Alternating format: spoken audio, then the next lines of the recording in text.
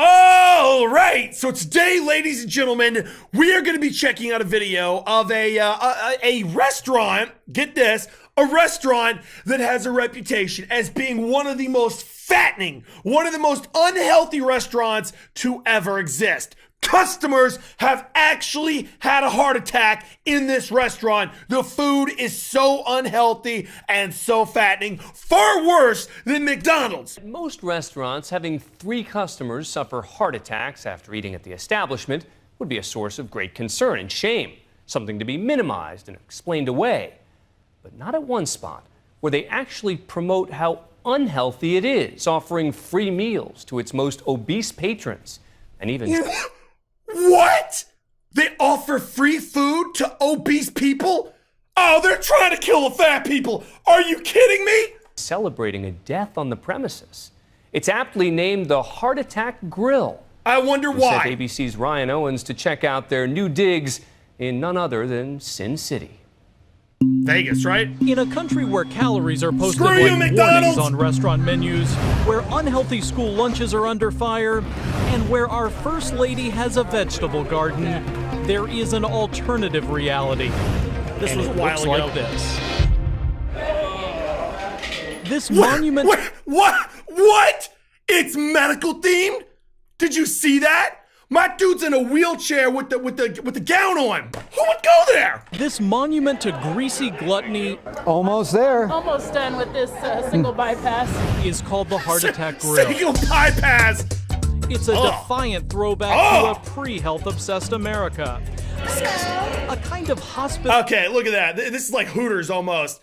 Hey, Daddy, I finally made it. Yeah, I got a job showing off my body. Anyway, it's a Heart Attack Grill.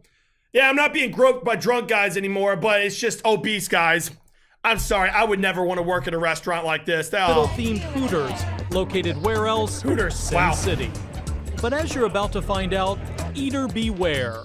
This restaurant can literally be hazardous to your heart. Remarkably, the owner says it's all done in the name of promoting good health. No one among us has to tell the truth. And that's what we're doing here. Diners must wear hospital gowns. People 350 pounds plus eat free. They're cheering and she weighs 427 pounds? These people want to die. I need a water and a treadmill. Oh, and a salad. I feel so unhealthy watching this. I'm putting weight on just watching the video. In a way, it's sort of like baiting people in. So it's like offering free crack to addicts. If you can become fat enough to eat free here, we'll give you food, like all the food you want. It's like they're trying to force people to get even more fat to meet that goal to get free food. That's disgusting. And she's cheering. Their flatliner fries, cooked in lard, are unlimited. Unlimited? Firstly, try the all butterfat shake. Or maybe a shot of vodka served in a prescription pill bottle. And new to this menu, a burger with 8 patties, almost... You call that a burger? My boy, that's like a miniature building or something. How would you even fit that in your mouth? Jesus. 20,000 calories. That's the 20,000? equivalent of nearly 40 Big Macs. Oh, and if you don't finish your meal, you get spanked. What? By a nurse. She's not exactly... Shit, damn. Oh, I might go there. Damn. I'm just joking. You get spanked if you don't finish your food? That's incredible. Who would go here? I can't even imagine the embarrassment of going to a restaurant and being weighed and putting on a gown and then being spanked if you can't finish your 20,000 calorie burger. A real RN, but her spankings are real hard. The restaurant and all of its repulsive excess seems right at home among the tourist traps in downtown Las Vegas. Its owner, perhaps the ultimate Vegas showman... Are you going to finish your burger next time? Yeah, I'm trying. ...is John Basso. Are you kidding As part me? of his This is act, unreal. He likes to be called Dr. John. Now breathe in for me. Dr. Heart Attack would be a badass name. You should be called Dr. Heart Attack. Dr. John has become something of a superstar in the fast food world. In his trademark over-the-top way, he depicts himself as Jesus Christ at the Last Supper, dining with the industry's other giants. This guy's a legend. He's certainly come a long way since I first met him almost 3 years ago at his first heart attack grill outside Phoenix, Arizona. Back then, the restaurant was under fire after its nearly 600-pound spokesman, Blair Rivers, died of obesity-related issues. He was just 29. There's an argument to be made. Is it worth it? Like, is food worth it to die at 29 years old? Okay, fair enough. It is probably worth it, but it's not a good idea. This man was only 29 years old. He had the entire rest of his life to look forward to, and then he died from food. Like, people don't understand. Food can be one of the biggest killers of all time, even more so than alcohol, cigarettes, and drugs, and no one cares. Blair Rivers died of obesity-related issues. He was just 29. There's an argument to be made that you used this guy during his life, and that now you are very morbidly using his death to continue to promote your restaurant. I absolutely agree. And in a very sick way, his death has gotten the message out further. So this man's death has not given you pause at all? Zero pause. Dr. John's Vegas location is double the size of his old place in Arizona, and his in-house fatality rate, it hasn't slowed a bit. How many people have actually had heart attacks in the room that we're sitting in? In the room that we're sitting in, we've had 3 heart attacks. And how many people have died? 1. What? You mean people have had heart attacks in this restaurant?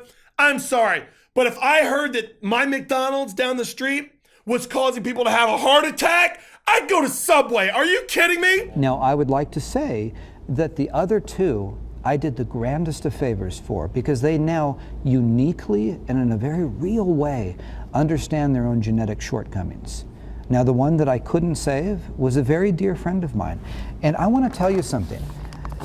They'll say it's grotesque. They'll say, how can you keep the man's cremation here? And I'll tell you something. I am setting the bag on the table. And I challenge any... You've got to be joking. He's got the cremated ashes of the last guy that worked there in a bag on a table. Does he know no bounds? This guy just does not give a shit. I mean, to be fair, though, that would be a huge deterrent for me eating at their restaurant. You know, just you're in there. Yeah, I'll have a triple bypass surgery, a burger rather, probably the surgery too. And then they come in and they're like, "Here's your burger, sir." "No, I can't finish it. I'm already full from the fattening fries. I'll take my spanking now from Mrs. Nurse over there." Plop! Bag of ashes on the table. What's that?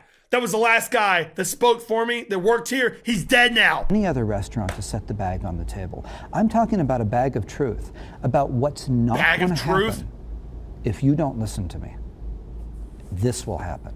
This was a good man with hopes and dreams who couldn't control his eating habits. Inside this bag are the remains of yet another spokesman, John Ailman.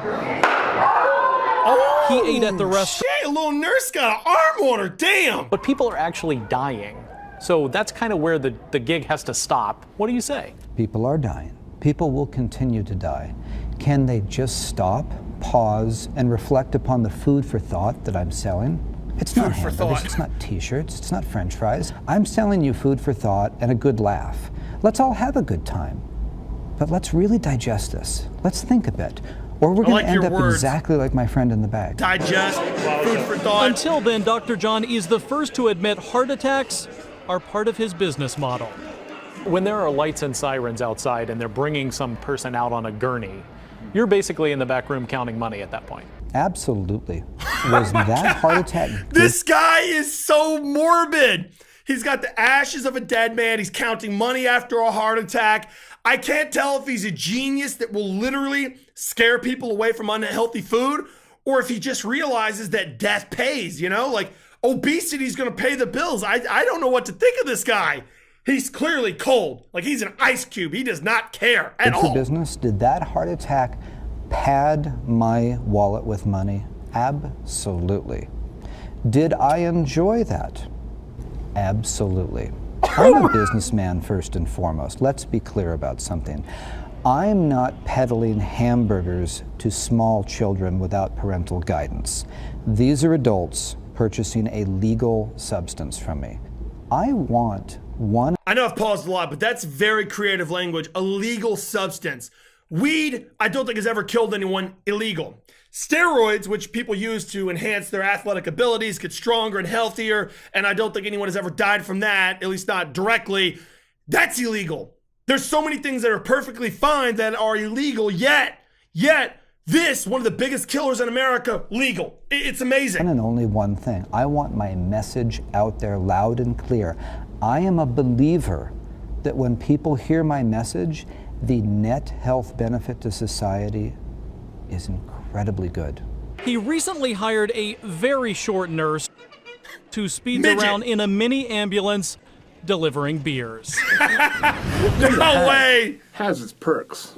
Mike's my hero. He also found a new spokesman for the restaurant. 460-pound Mike Lee just suffered his first heart attack, but he's still alive and shilling. You mean you just suffered a heart attack and you're going to become a spokesman for a restaurant where the last guy just died and his ash is in a bag? Are you kidding me?